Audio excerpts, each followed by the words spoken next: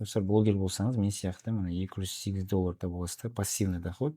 Бір ғана продуктты реклама жасау арқылы. ManyChat деген продукт бар, жасанды интеллект автоматизацияға арналған продукт. Мен соны адамдарға реклама жасау арқылы тапқан ақшам. Мына жерде төменде қарайтын болсаңыздар, әр адамнан тіркелген сайын маған ақша түсіп отырады. $17, $6, $4. Сөйтіп жиналып маған біршама ақша түсті. Мен оны қазір өзімнің PayPal-ма жіберемін, сосын PayPal-дан Каспи Голдыма жіберемін. Сөйтіп мен ақша таба аламын. Түскен ақшаның налогын төлейсің ресми түрде.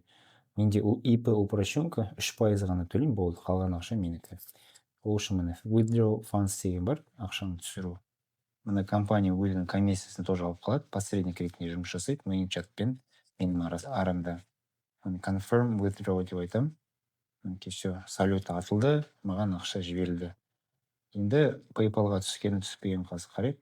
Қазір мында PayPal-да wallet деген жерге барам. Менде пока $0 деп тұр. Бір күнде түседі деп ойлаймын, бірнеше сағатта ма, білмеймін қашан түсетін.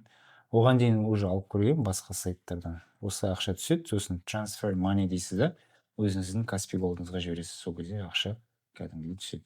Бұл блогер болудың жай ғана кішігірім бір плюсы да, одан басқа көптеген плюстары бар. Тек қана табыс жағынан емес, барлық жақтан менің ойымша өте пайдалы блогер болған. Көп адам менсінбейді, блогер деген ол секіріп шошаңдап жүру керек экранның алдында, прикол айту керек, немесе там өміріңді көрсету керек, өмірім қызық емес деп ойлайды кейбір адамдар. Көп адам қателеседі негізінде бұл мәселеде. Сондықтан біліп жүріңіздер, блог жүргізу олай емес, просто экспертный блог жүргізуге болады. Мен сияқты менің блогтарымды, менің стористарымды қараңыз, менің инстаграм рилстарымды қараңыз. Мен Катардағы өмірімді қатты көп көрсетпеймін, ол маңызды емес. Главное, сенің білімің, сенің тәжірибең, адамдар сол үшін сені қарайтын болады. Бұл тақырып қызық болса, төменде пікірлеріңізді жазып кетіңіздер, біліп жүрейік.